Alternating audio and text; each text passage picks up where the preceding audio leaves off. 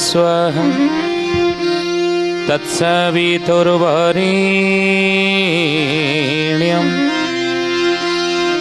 भर्गो देवस्य धीमहि धियो यो नः प्रचोदयात्।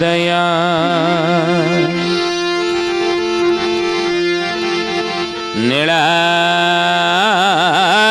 निवासाय नित्याय परमात्मने बलभद्र सुभद्राभ्यां जगन्नाथ यते नमः।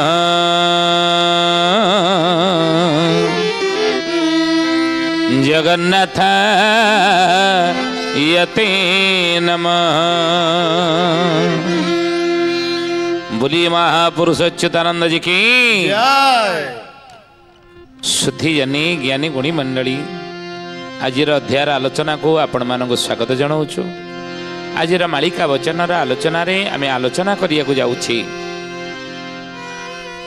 जे महापुरुष अच्युतानंद शिष्य रामचंद्र आगे कहते कलिजुगे केतबले कौन कौ समय घटनावली गुड़िक घटव 23 गति 24 आगत हे गुरुदेव संसार कौन कौन घटना गुड़िक घटव कौन घटनावली गुड़िक घटव से विषयटी कहवा हो।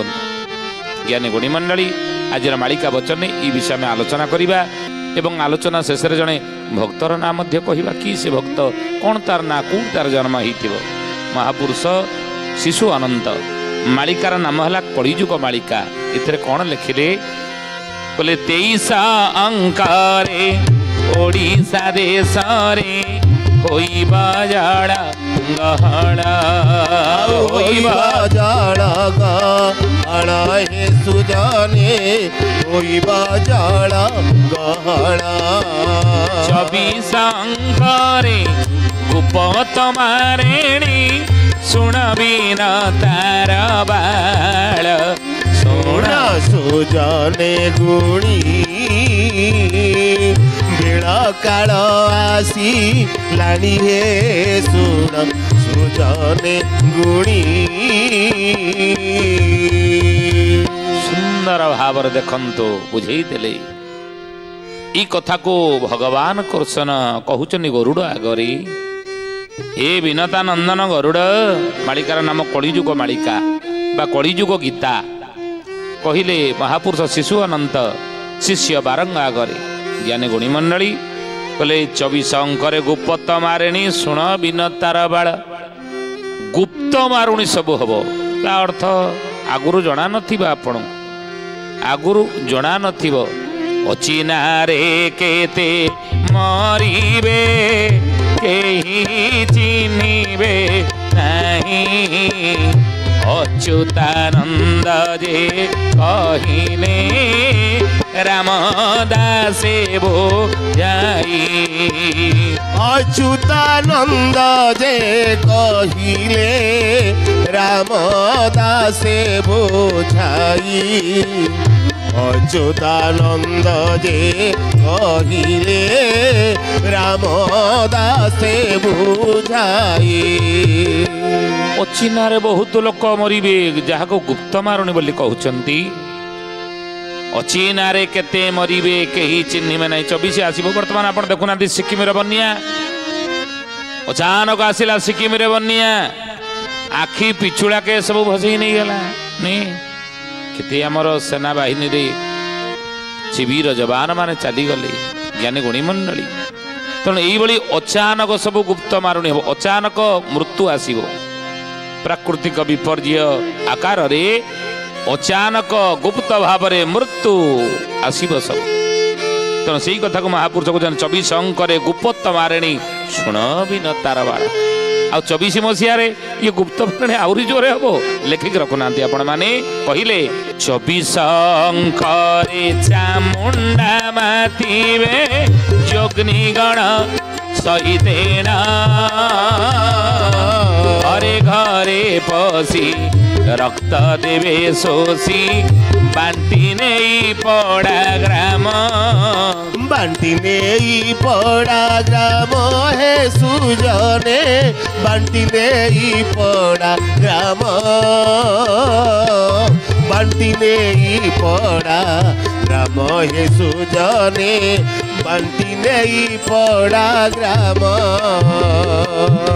महापुरुष लिखिछन मालिकार आमे कहूनु शिशु अनंत कलिजुग गीता मालिकार लिखेले आपण मैंने देखिए ज्ञानीगुड़ी मंडली असंभव लगुले भयभीत आमको भयभीत ये पद गुड़िक करुले कि अप्रिय सत्य हूँ मालिका गाँ सब जोगिनी मैंने बांटी ने बोली मालिकार लिखिछन आ से समय रे कौन हम जो गाँ मान बांटी नहीं कि चंडी चामुंडा माने कौन करी ना घरे घरे पशि रक्त देवे शोषी विभिन्न भाव में मृत्यु हम से कौन गाँव परिस्थिति आसब ना गाँ के रहिबे दुई चारि जन पवन आहार करी न मिलिब अन्न न मिलिब जल मुखे बोलुथिबे हरि मुखे बोलुथिबे हरि हे सुजने मुखे बोलुथिबे हरि मुखे बोलुथिबे हरि हे सुजने मुखे बोलुथिबा हरि। महापुरुष लिखिले कहले बाबू रे सेते बेले गाँ के रहिबे दुई चारि जन पवन आहार करी न मिलिब अन्न न मिलिब जल मुखे बोलुथिबे हरि अन्न जल 24 मसीहा लेखिक रखु अभाव रहिबो बोलिए महापुरुष अच्युतानंद जी की निगुणी मंडली महापुरुष कहते ये कथा कौथे ना मालिकार नाम है शिवकल्प नवखंड निर्घट अच्युतानंद महापुरुष कहले से घर मानकरे मढ़ा पूरी जीव तोली न पारिबे केही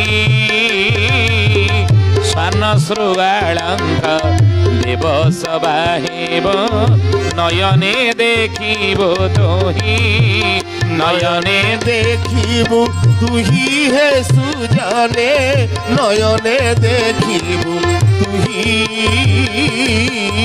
नयने देखिबु तुही हे सुजने नयने देखिबु तुही। घर मानकरे मढ़ा पूरी जीव तोड़ी न पारिबे केही स्वान श्रृगाल स्वान कले कुकुर श्रृगाल कले बिलुआ देव सभा हेब नयने देखिबो तो ये कथा महापुरुष मालिका लगे असंभव लगुले मत घटना घटियो बोली महापुरुष मालिकार गारमार दी जाइछन्ति ज्ञानीगुणी मंडली पुणी महापुरुष से अच्युतानंद लिखिले मालिकार नाम तत्वबोधिनी रे कौन कहले कहले 23 जाई 26 आगत पृथ्वी रे होइब उल्कापात पृथ्वी रे होइब उल्कापात पृथ्वी रे होइब उल्कापात। मालिकार नाम है तत्वबोधिनी ये तत्वबोधिनी रे अच्युतानंद महापुरुष कलिजुगर लोक मान सतर्क करने शिष्य रामदास को चेतावनी दे कहते ए शिष्य रामचंद्र 23 जाई 24 आगत 23 मसीहा जाई 24 जिते आगत हम से पृथ्वी रे होइब उल्कापात ये पृथ्वी रे स्थाने स्थाने बहुत उल्कापात मान हेब आपण माने सेतेबेले देखिबे घटना आगु घटिबो आ सेतेबेले पृथ्वी होइब जेहाळ होडी काक कुकुर करुथिबे कळी काक कुकुर